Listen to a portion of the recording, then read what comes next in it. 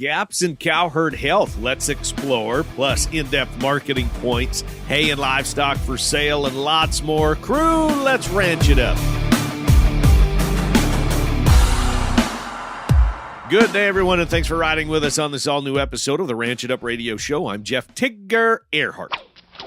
We're starting our summer series on cow herd health. All things cow herd health, from nutrition to vaccination to management.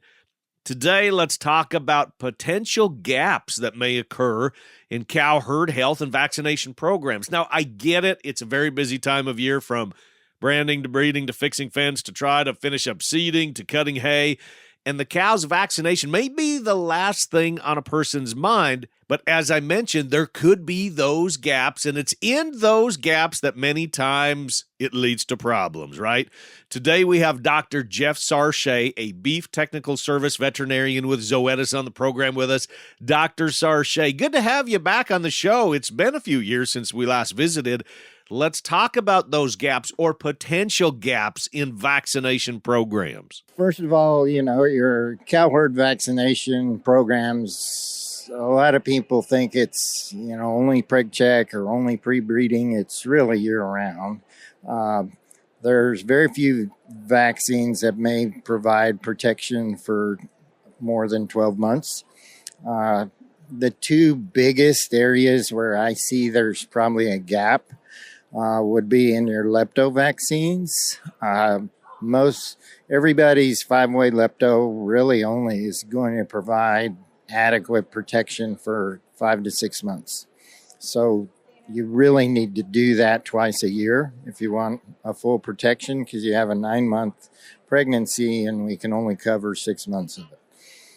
The other place is IBR abortions and BVD PI, which is we call that fetal protection because those infections are happening to the fetus. You need to make sure that your cow vaccine provides fetal protection. And the way you can do that is look at the label. If it specifically mentions protects against IBR abortion or protects against persistent infection by BVD, that's protecting the fetus. If it doesn't talk about that, talks about respiratory, or those vaccines are not labeled, or they're not proven to protect the fetus. They're protecting the cow from respiratory disease. And those are two big places where probably there's a big gap and people don't realize it because they're given a vaccine, but they're not really providing protection. If you want full coverage, you need to do it twice a year, but that could be at pre-breeding, branding time. A lot of my clients, they would work their calves at branding, but they wouldn't work their cows. They could if they wanted to, but most of my clients were corn farmers and they'd rather be on the tractor planting corn at that time. But it's all about what your priorities are and understanding that, it's just like, you don't have to buy insurance on your house, but if you have a fire, right. You're going to have a big loss. So, what's convenient necessarily is not the best or the most effective. So, but basically, branding, pre-weaning time, you can give a vaccine there, and you may give just a lepto or a Vibrio lepto at that time. And then preg check or weaning, we're going to be handling the cattle again. So then you can give, your virals, or you have flexibility if you are handling your cattle twice a year. I understand there's some big ranches where they only, up in the mountains or whatever, they only gather once. So we do the best we can there. But I also see a lot of producers that they have the opportunity to handle them twice a year, and they choose not to. Let me take this one step further because it goes along the lines of cow herd health. Since we're taking the time to run those cows through the chute, or at least should take the time to run the cows through the chute, I encourage everyone to take a few more seconds. It's all it takes, just a few more seconds to evaluate the condition of those cows. I'm talking body condition scoring those cows. Right now, many folks are branding, and we're either running the cows, we're working the cows before or after the branding party takes place. So get a score on those cows now, and then again in the fall when you're running them through the chute, or should run them through the chute. Compare those two together. It may give some additional information of how she did raising that calf and her own maintenance. You're absolutely correct. And it gets back into the convenience versus efficacy, safety. You know, I usually evaluate, when I was practicing, I evaluated products 4 criteria: efficacy, safety, convenience, and price. Since COVID, I've added one, which is availability. That's really critical. Right, yeah, very true. Probably the most critical, because I don't care how good it is or how cheap it is. If I can't get it, it does me no good. Right. So that probably is the top of my list today. Next is efficacy. I'm if I'm going to take the time to gather my cattle and run them through, I want to give them the best product I can, because I want the best. The analogy is, the other thing is, it's critical, the timing. And yes, the convenient time is that branding time, turnout time, and weaning. But weaning, especially under calves, is probably the worst time we can vaccinate them, because they're going through stress. We're gathering them, putting them all together. Our challenge is happening then too.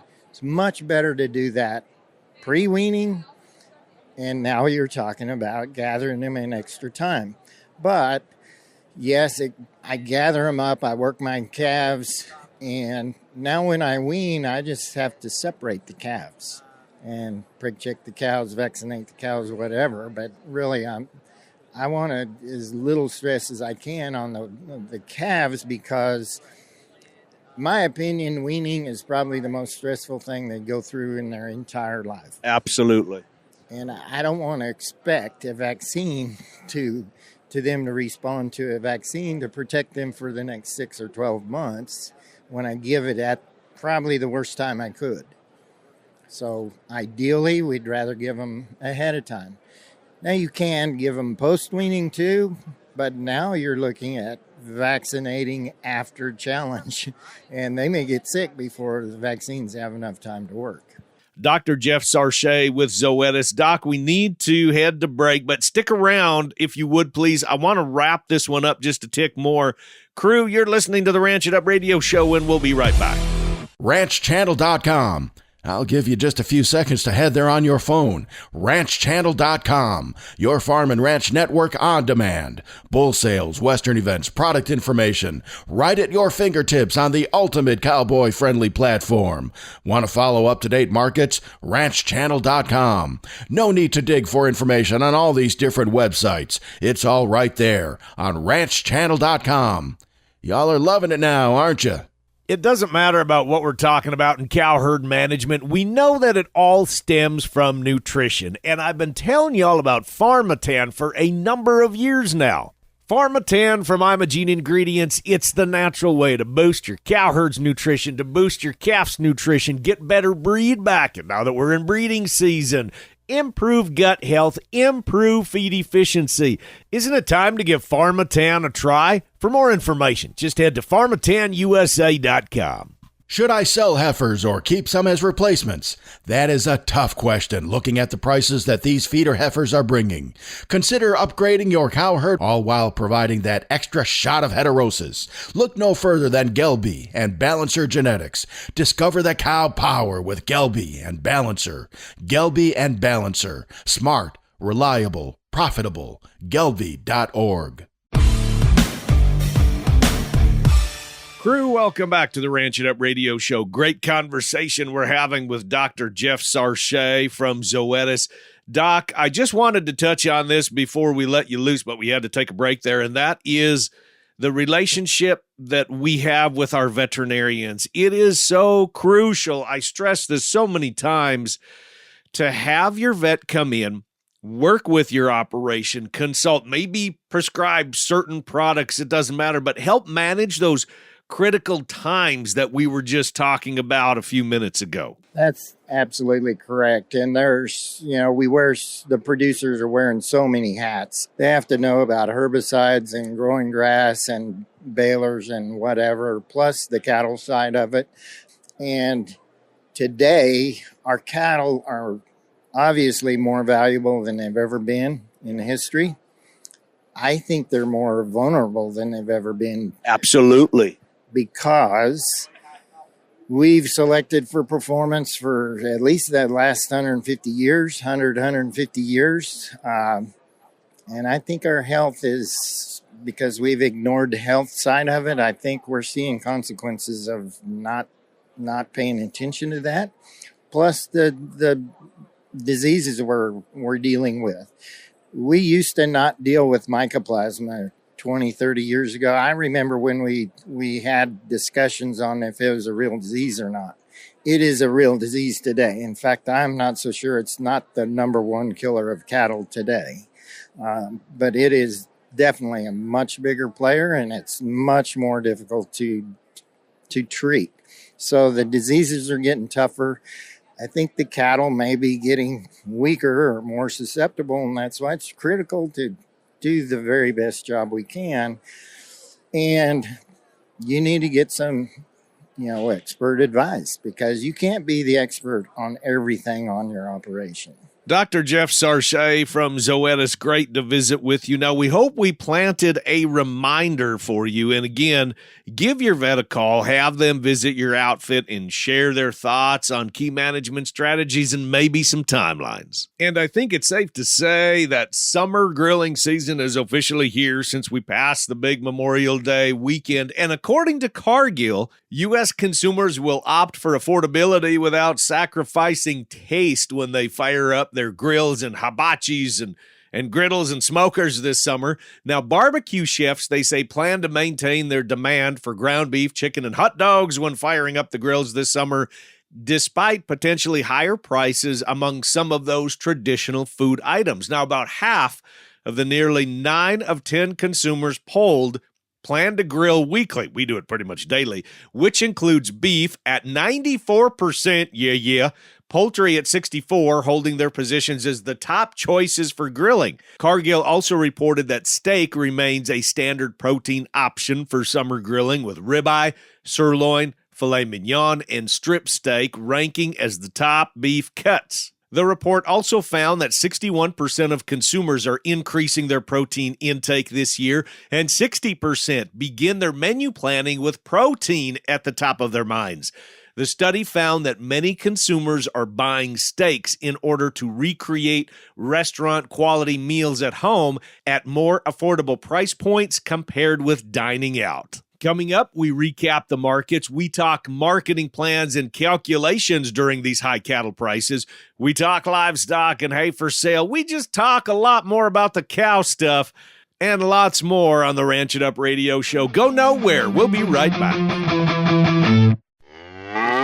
Are you looking for the best way to raise healthy, productive beef? Look no further than Westway Feed Products. Westway's liquid supplements support increased forage utilization, efficiency, convenience, and sustainability. With Westway Feed's scientifically formulated liquid feed, your cattle will gain weight faster and stay healthier, ensuring you get the best return on your investment. Visit westwayfeed.com or call 800-800-7517 to learn more. Westway Feed Products, raising the bar in beef production one supplement at a time. Livestockmarket.com offers all the tools you need for a successful production sale. The easy-to-use online platform makes it super easy to take bids from anywhere in the world. Buyers can place pre-bids and real-time bids, browse your sales catalog, and watch your sale broadcast live. Livestockmarket.com is also the ideal platform for private treaty sales and timed online-only auctions. There's no easier way to find buyers for cattle, horses, sheep, and hay. Sell on your terms today with Livestock livestockmarket.com. Attention cattle producers. Boost your herd's trace mineral status with Axiota Animal Health's Multi-Min 90. This injectable solution delivers essential trace minerals known to support cattle health and reproduction. Don't settle for less when it comes to your herd health. Trust Axiota Animal Health to keep your cattle in prime condition. Visit your local supplier or veterinarian to learn more about Multi-Min 90. Multi-Min 90, because healthy cattle mean a healthy bottom line.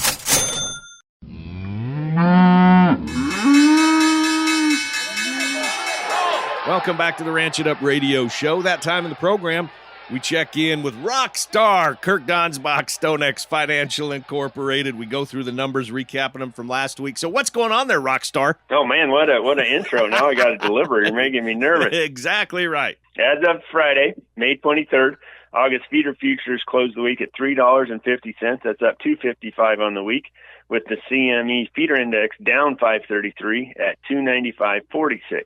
That left the basis, or the difference, at a negative 504 versus August futures. We did have a cattle on feed this week that came in at 98.5% versus expectations of 98.5. Placements were 97.4 versus expectations of 96.8. And the marketing number at 97.5 versus expectations of 96.7. All the numbers fell very much in line with expectation, and the reports considered neutral. June life cattle closed the week at $215.90. That's up $3.60 on the week. Cash traded $220 in the south on very light volume, and $230 to $231 in the north. That left the 5-area weighted average up $315 at $299.51, and the basis versus June futures at positive $13.61. The weekly slaughter was 570,000 head. That's up 4,000 head versus last week, and 32,000 head below the same week last year. Dress weights were down 1 pound at 874 pounds, which is 23 pounds above this week last year. The combination of lighter slaughter and heavier weights left the yearly production number at 2.6% less than the same week last year. Choice boxes closed the week up $9.06 at $361.55. That's very, very nice prices in the meat. To wrap this up, September corn closed the week at $4.37. That's up 16 cents on the week. Corn built in some weather premium with chatter moving to prevent plant acres due to the wet conditions to try to wrap up seeding. Kirk, before I say fairly well, I got a couple questions for you. We're getting awfully close to starting video cattle marketing season. And being prices what they are, I know a lot of guys are looking forward, or hopefully looking forward to the fall. And my question is, how difficult is it for us to go through and to kind of figure out what prices that we need? And I know that you and I talk about this a lot, and I know you have to give kind of a 30,000-foot view of this because it's specific to clients. But really, how hard is it to try to establish really where do I need to be in the market to establish a sound marketing program? Because, and the reason that I'm bringing this up is, you know, you and I are elated that prices are what they are for those guys that are selling, but we're also looking to the future with caution because we know what goes up must come down eventually. That is absolutely true, and the whole conversation starts with your break even. Obviously, very much the same documents that you take to the bank for your operating line or whatever it is. I will kind of give a shortcut here. The cow-calf guys, highly likely that we're well above break evens. I don't think that's much of a consideration for the cow-calf guy. The stalker or the yearling guy, that's a difficult conversation for them. Their purchase price on these animals was so high that also drove their break evens very high. So they will be having to put a pretty sharp pencil to their break even to figure out what price they need. You know, and I think so many of us fall into this trap, which is managing grass. And you and I Kirk and I talk a lot throughout the week and just strategize and different stuff like that. And we talk about land and grass particularly because when you lose grass or you lose land, you never get it back. That's the nature of just doing what we're doing, whether it be you're renting it or it's something that you bought and then you sold and then you're maybe trying to pick up something over here. Once you lose land, you never, ever, ever get it back. So I think a lot of us, we kind of jump the gun a little bit because we just we have to put something on that grass, right? Or we think we have to put something on that grass. That can be a very dangerous type of marketing mentality because, it all depends. Are we going to get rain? Aren't we going to get rain? All those sorts of things. And then all of a sudden, man, we have to pull the trigger on something very, very quickly and make a major financial decision. How dangerous does that actually get? Because I know that I'm guilty of doing that. I know you're guilty that you've had to do that as well. Well, I think you would start that conversation with the realization that is a reality. If you have cost in land or grass somewhere, you do have to put something on it. You absolutely have to get enough return to pay for that cost. I guess what I would point out, especially with cow-calf guy, with these kind of profit margins, you actually can get by with considerably less animals, with the profit in the few animals you have to at least cover the cost and make everything work. So I think the answer to your question is probably a fine-tuned look at the number of animals that you would need.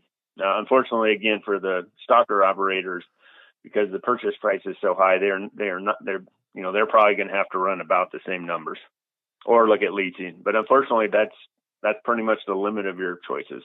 Hey, all, Mark Vanzee with LivestockMarket.com. Coming up this Wednesday, June 4th, we have an all-class cattle and hay online auction.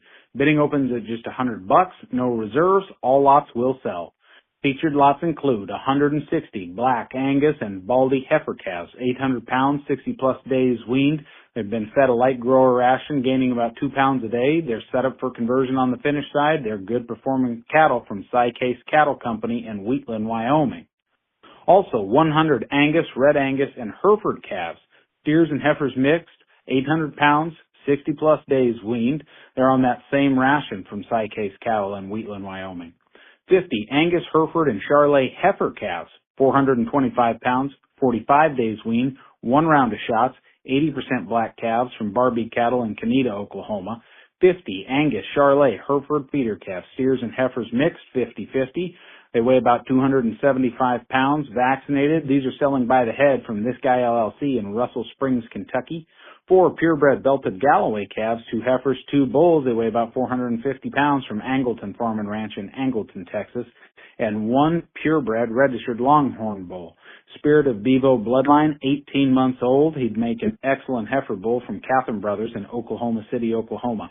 Featured hay lots include 256, that's 8 semi-truckloads of large square wheat straw bales selling on separate lots. It's 4x4x8, 1,300 pounds, baled at 15% moisture from Andrew Mock in Morton, North Dakota. 25 large square alfalfa grass mix bales, 3x3x8, first cutting, shedded, 800 pounds, no preservatives. The horses love it, from Fairfield Equipment in Fairfield, Illinois. 128 large round mixed grass bales selling on 4 32 bale lots, 5x6 net wrap, put up in June of 24, never rained on, been stored outside from Baker Farms in Pittsfield, Illinois. 30 large round straw bales, 5x6 net wrap, nice bright straw, baled dry from Fairfield Equipment. 16 large round teff grass bales, 5x6 poly twine, really fine stemmed, 1,300 pounds. It's great calf starter hay from Cobb's Auctions in David City, Nebraska. Bidding is currently live, but all lots will sell the morning of Wednesday, June 4th at 10 a.m. Central Time. Got cattle to sell? Regular online cattle auctions, first and third Wednesday of every month, with hay sales every Wednesday on LivestockMarket.com and AuctionTime.com. Want to improve your grazing without moving your cows every day? Hey, I'm Shaye Wanner, and I host the Casual Cattle Conversations podcast. Devlon Ford shares some awesome grazing tips in a recent podcast episode. Here's a small portion of our conversation. There are still a lot of producers who moving cattle every day isn't necessarily feasible or doesn't feel feasible depending on their business plan. So what tips do you have for producers like that who want to make sure they're still being good stewards of the land and improving those pastures that they're grazing?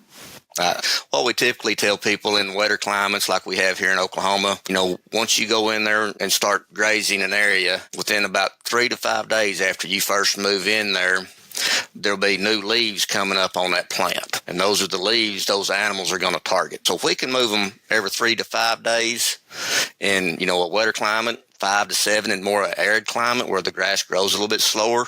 Later in the year, when, we start moving in towards fall, we might be able to extend that a little bit of time in there. We have to make this fit our ranch, fit our lifestyle, and just understand what our goals are for our ranch.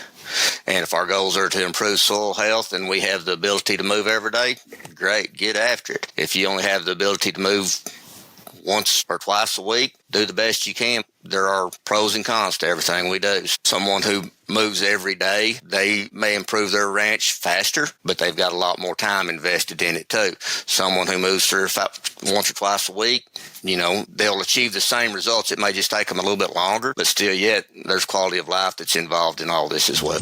Listen to the full story by searching for Casual Cattle Conversations on your favorite podcast player. Happy ranching, folks. And now that's going to wrap it up for today. A big thanks goes out to our crew, Dr. Jeff Sarchet with Zoetis, Kirk Donsbach, StoneX Financial Incorporated, Mark Vanzee with LivestockMarket.com, Shaye Wanner, Casual Cattle Conversations, and the boss lady who is still on vacation. A big thank you goes out to our partners, RanchChannel.com, Wolf Cattle, Jorgensen Land and Cattle, Transova Genetics, Axiota Animal Health, bringing us Multimin and Lactopro, the American Gelbvieh Association, Imogene Ingredients, bringing us Pharmatan, Westway Feed Products, Medora Boot and Western Wear, Allied Genetic Resources and Allied Feeding Partners, LivestockMarket.com, EquineMarket.com, AuctionTime.com, the Tri-State Livestock News, RFD TV, Wrangler, and this fine radio station. And crew, so glad y'all came with us one more time as we ranch it up. Be sure to follow and like us on Facebook at Ranch It Up Show. Our email is ranchitupshow@gmail.com. You can call and you can text 24/7. That phone number is 707-RANCH-20. That's 707-726-2420. Spread the good word and join us again next week where it's always Tigger and Beck approved. Stay ranchy and ranch it up.